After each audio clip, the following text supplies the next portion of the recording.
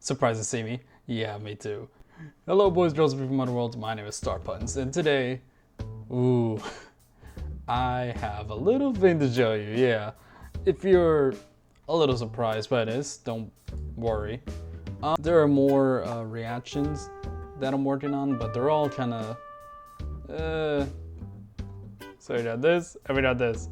And it's kind of bad, and I had to cover up the mug of Miracle Man, so it doesn't break the illusion, but I already broke it. So it doesn't matter anymore, not really. But, you know, this is just for flair, you know. I expect my videos to be watched in the background anyway. Anyways, I'm really nervous about doing this right now, but, you know, I'm excited though. Alright, today we're going to discuss the absolute DC continuity, which is based on the idea of a character losing a fundamental aspect of their character, tangent to their existence, and to see the outcome. This fulfills an itch that has come from comic book readers, however. As we have entered the meta era of superheroes, we can no longer perceive what exactly we should do with all these comic book storylines. I mean, dedicated fans just say, oh yeah, just stop anywhere, that's cool, right? But so far with Spider-Man? I mean, does any of this look cool? Spider-Man, the Wrath of One More Day. Chasm, editorial wants you dead. Venom War, which is an event going against the Spider-Verse? Instead of tie-in comics, we now have developed a notion titled MCU Synergy, where even Agatha has to match her movie counterpart, but then the MCU fucked that up and made her old like in the comics? Even Miss Marvel, a known beloved superhero, dies, I shit you not, in Spider-Man's Cuck story, and comes back as an X-Men. Why? Only to be told, no, and then she also gets told she doesn't suffer the same prejudice as mutants despite being a Muslim woman in New York. So, yeah, no one likes this. No one. I mean, sure, you can like plug your ears in and go, la la la la la, this isn't happening, and read all your old comic books. But I mean, like, you're gonna forever know, yeah, this is our current Spider-Man. This is our current status of Marvel in general. It is embarrassing.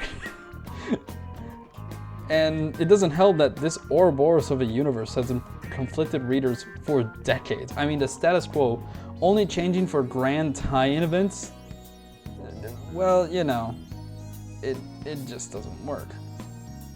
But when it comes to grand tie-in events, rumors spread.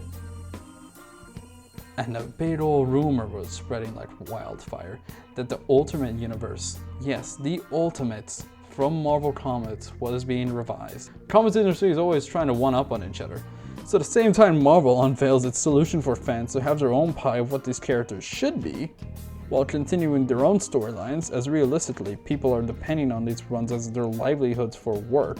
No matter how weird editorial is, the absolute DC universe, absolute and Ultimate Universe are exact parallels of each other, but allow more creative freedom than we have seen in decades. Batman has knife ears, Peter has kids, Iron Man leads a rebellion, Wonder Woman was raised in hell, Superman wears a cape donned with the ashes of Krypton. This is the coolest shit I've ever heard of in my life. And this is the kind of idea you would only see for 1, 2, or 3 at a time for some otherworld storylines such as Red Sun or Spider-Punk, or really any like Elseworld or multiversal story that you go like, oh yeah, that's cool, and then they'll be added into every game ever with a little costume. But no, to unfold a new universe alongside a mainline timeline is incredible, which then brings us to the dawning conclusion.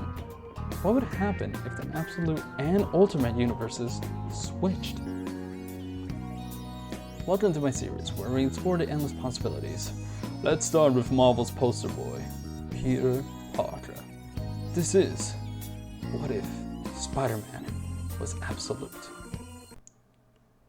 Also, yeah, I know Atson Cinema made literally the exact same video. I haven't watched it, nor do I intend on letting it influence this video. If there are any similarities or fun things you saw about him, but I don't know, tell him Star-Punz sent you.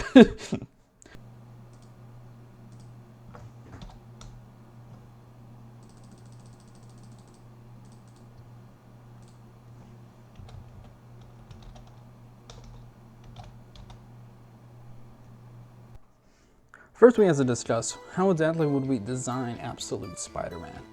I mean, that's really where my process goes from, design and then story. I know it's really retroactively stupid, but it's fun for me, so die. Anyways, so I tried to go along the lines of this Absolute Spider-Man, and I viewed the other examples with Wonder Woman, Superman, Batman, Green Lantern, and Martian Manhunter. And everyone had this keen observation that they were very profoundly superheroic. And they had this sense of just fucking awesome. I mean, when you look at these designs, they're really just built on the retroactive idea of, you know what would be cool? Batman with a big axe. So then I questioned to myself, okay, Spider-Man, already the coolest guy ever, right? How do we put in the intrusiveness of this is Spider-Man without going, hey guys, this isn't your typical Spider-Man. He's a fucking badass. Like, we already have at least like 20 different versions of that, okay? While I was designing it, I went through a lot of notes and I tried to pick apart what exactly made Spider-Man Spider-Man. I tried to go for this really super edgy approach and just go like, yeah, this is a gnarly Spider-Man. Yeah, he's got like all this webbing and it actually forms like a shell around him. And I was just like, eh. I mean, it's not exactly impressive nor anything new, really. If you've seen the Amazing Spider-Man concept art, you would see how they try to do the same approach I did, and it was just disgusting. I did elaborate more on Steve Ditko's design with the eyes, but I just thought, I don't know. We already have enough nostalgia baited, especially in an MCU. We all know that suit is changing. So I thought to myself, okay, let's break down Spider-Man's suit. What exactly is it? Spiderwebs, eyes, Spider-Man. Okay. What if we retroactively change every component about the suit and ask ourselves, what if this part made something more? Because what I love with the Absolute designs is that each component of it has a relation to the character and has a meaning. So I thought to myself, what do the eyes represent? They represent spiders, okay, spider eyes, the horridness that you see beneath them. But you find the humanity in Spider-Man because he is more than just this monster. So, what I want with this approach is that I want him to fully embrace that, to be the monster that nobody could be. Now, I already know there's a Punisher Spider-Man, so I'm not going for that route. So then I question myself, okay, what would the eyes even be? How would I make that essential? Oh, a tool. And I started thinking about the Kirby Crackle, weirdly enough, and I tried to implement that into the eyes. And then I thought about it, and I was like, oh my god, wait. And it just made the eyes spiders. I thought it was like, probably a really fun idea. And I began implementing that more and more. To begin with the suit, it's made up of hundreds, millions of spiders who are a part of his organic body. He has 2 layers of blood. His own human blood, and the spiders acting as spider blood. With these designs, we're trying to go absolute. We're trying to go awesome, okay?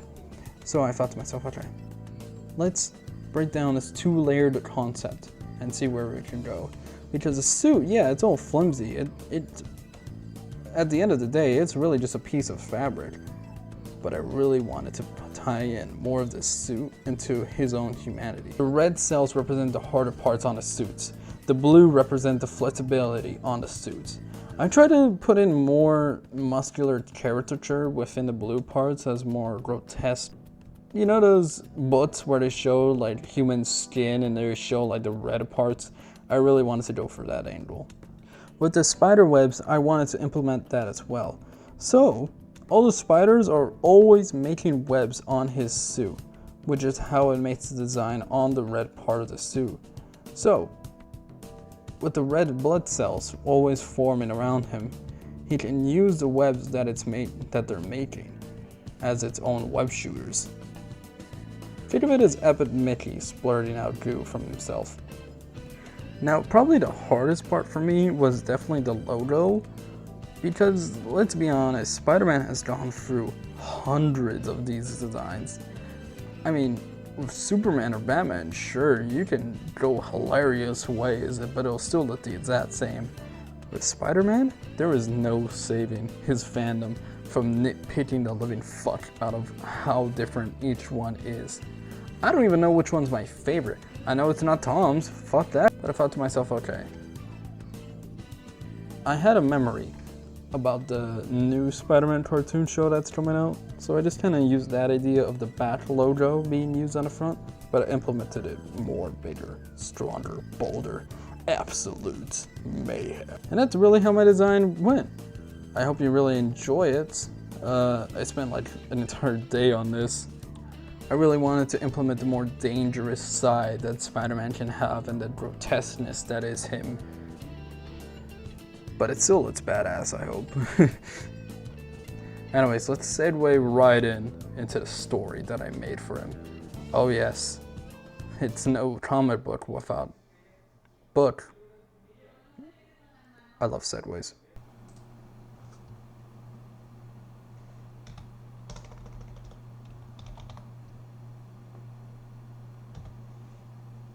Okay, what is the absolute universe? The universe was built upon Darkseid's evil harnessing into the flow of people's lives, built on despair, nullification, and loss. Everyone loses a fundamental aspect about it. Batman loses his wealth. Wonder Woman loses her heritage. So what would Peter Parker lose?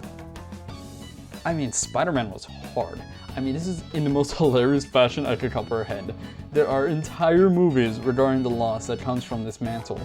Miles Morales wasn't even deemed a Spider-Man from the Spider Society due to the fact that he didn't suffer enough to plead insanity in court. You can see why this is just weird. Entire storylines want the concept of Spider-Man to lose. So we have to change something that, despite every continuity ever made, is adjacent to who Spider-Man is, no matter how badly written. Peter Parker. Not that they only do Spider-Man in their life, but the identity of the one beneath the mask is dead. What would be of Spider-Man without an identity to fulfill? In this world without Peter Parker, he is essentially raised by loving parents, leading him to pursue greater lengths in his education. Many people don't notice, but the entire accident after Ben's Cannon event didn't change him into an altruistic strawman who was always in the right. He was probably, in Ditko's run, the biggest assholes ever. That is why he is a modern 4chan bum in this absolute universe. This becomes his entire person, ruining all chances of human interactions and leading to his isolation. The Ultimate Universe answers what the spider accident happened had it not happened, and how it ends before he dons a suit for the first time. He feels an inner craving for more. Our absolute Peter, however, wants nothing. He is the dickish incel Peter to the fullest, and eventually, with his intellect, lands an internship with Professor Miles Warren, alongside his iconic cast of Flash Thompson, Harry Osborn, Gwen Stacy, Abraham, and Alex O'Hearn, alongside Cindy Moon. However, the team is brought on for their college project for our new scientists to explore DNA and its effects on radiation.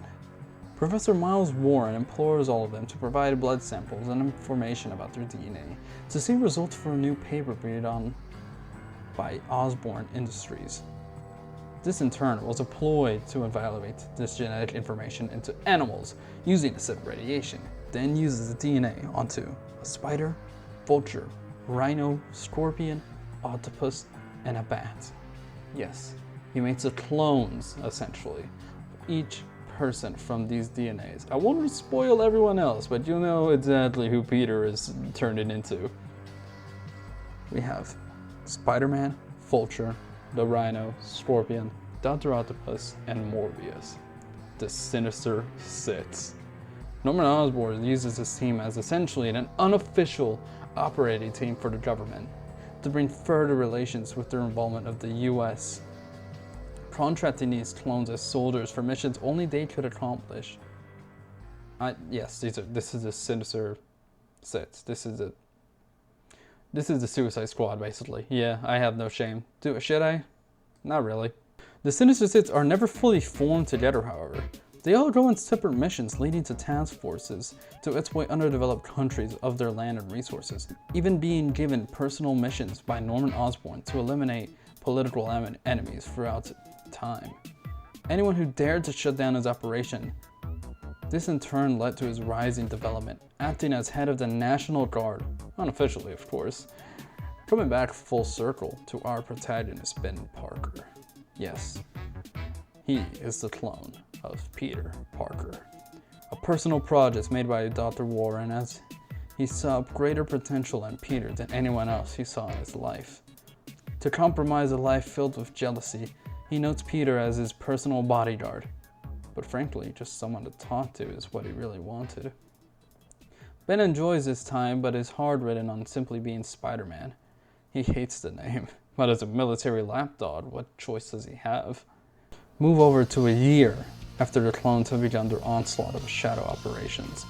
Ben is sent to a small developing village on the outskirts of an island, residing an entire population of inhuman immigrants who had recently gone into hiding after the military invaded the moon base, and enslaving the entire kingdom of inhumanity.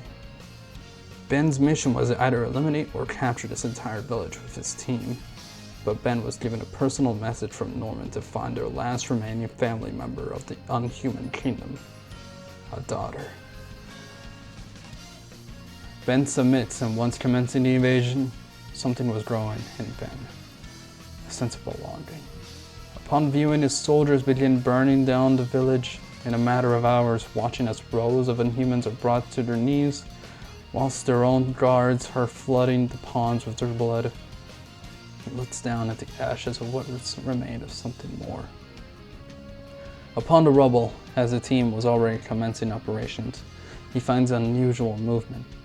Drawing closer, a baby remains in the arms of a dying villager. Looking up at Ben, for the first time of his life, he takes off his mask and is handed the daughter, with the note Cassandra Webb. A soldier of his division eliminates a villager on sight, and this unleashes a madness kept in since birth. A week since the incident, and Peter is viewing the effects of his DNA into a tablet with a spider, on a voice call with his science group. Everyone teases Peter on his need for validation, and he simply logs off, already tucking into bed as he has had enough of this, only to hear a sudden creak in the dead of night. Peter gets up, inspecting the halls. With each footstep he draws nearer to the mystery. He dwindles downstairs and finds it for himself. His reflection, Ben Parker. Ben inspects the entire apartment alongside Peter, leaving entire memories he will never be a part of. Peter finally views an equal to himself, someone to fulfill the need that has been prolonged for so long. But then he notices a child that Ben held. He notes she hasn't made one noise since he retrieved her. He hands Peter the child, and Ben simply slides into his bedroom in need of rest. Peter questions his existence. Ben explains everything, in which they follow a deep conversation in their own lives. Ben envies the silence Peter gets to enjoy, but the Parker brothers are more similar than they think. Peter notes he has lived his entire life with nothing to prove for its existence, nothing to validate his efforts, an emptiness that is needed to be filled with something greater than himself. Ben doesn't question it, with only silence to fulfill the time they have wasted their entire lives. Ben gives Peter the request to hold on to the child until he can sort out the issue at hand, cutting the head of the snake of it all, Norman Osborn. Peter complies and he is moved out into his own apartment anyway. No one to bicker him. Well, at least to judge him, I guess. The next day, Ben goes out, already knowing that the mission was essentially suicide. He gives Peter a spider to unveil the destiny that was taken away from him, to finally live out his life to the fullest.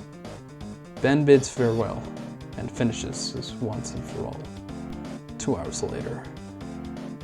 Osborn City. Refined from Osborn Corporation has relations to the United States government. And essentially rewired southern ports of New York, all made for the love of their leader. But then an explosion goes off. Ben effectively blows up Osborn City with web bombs. Knowing each route that interjects, he closes off any exit and dismantles the entire military sent in. Norman knows of this happening and finally deploys a serum made by Warren that he oh so desperately needed. Yes, he was going to turn into Peter's greatest foe in history once and for all, to become the very demon that the universe has been wanting to become. The Green Goblin. With a syringe in hand, Norman looks down at his hands and sees the blood coming out of his stomach. He tries so desperately to inject himself, but a hand grabs it right through his stomach. Ben Parker already stabbed him right through it. He didn't even need the suit. He just wanted to do it to prove something to him. And he lets his body crumble. He finds no point in making this harder than it should be, ruining the empire he served. Only, had he been more careful, he would have noticed. His senses goes off and he sees it. The broadcast across the world, the Spider-Man killing high-rank official Norman Osborn in cold blood. More guards come in and drill him with bullets, leading him to a dead end. Ben accepts this. However, he didn't give up with a fight. He leaps through the building and goes towards the city, swinging into action, but only with one hand remaining. It wasn't long until he cornered himself into an alleyway. However, he accepts this, knowing the future is safe with his counterpart, the true Parker.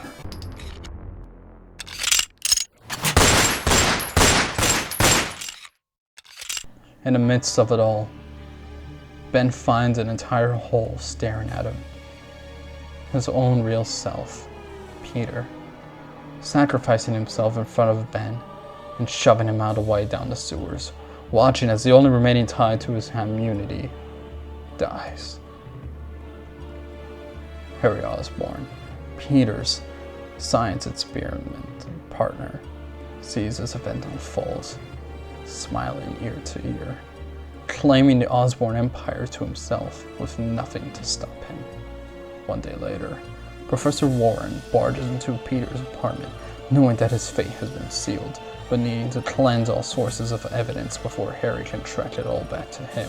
Warren could not continue his exploits to fund his treatment for his wife, wanted and escaped. Warren could not afford to do this, even with his wife at the line, as she was in the hospital. The only reason he did any of this was for funding, but he already knew it was too late. However, he hears whistling from the kitchen, smelling a faint fragrance of onions within the air. He walks over with a can of gas in one hand and a match in another, before seeing eye to eye with his very creation, who was already making breakfast for the baby he had left for Peter. Ben smiles and puts down 2 cups of coffee. He cackles and remarks the team gave Warren a nickname for all of his scheming and relations, the Jackal. Warren sits in front of the child and Ben and tells him the war is not finished, concluding our absolute Spider-Man.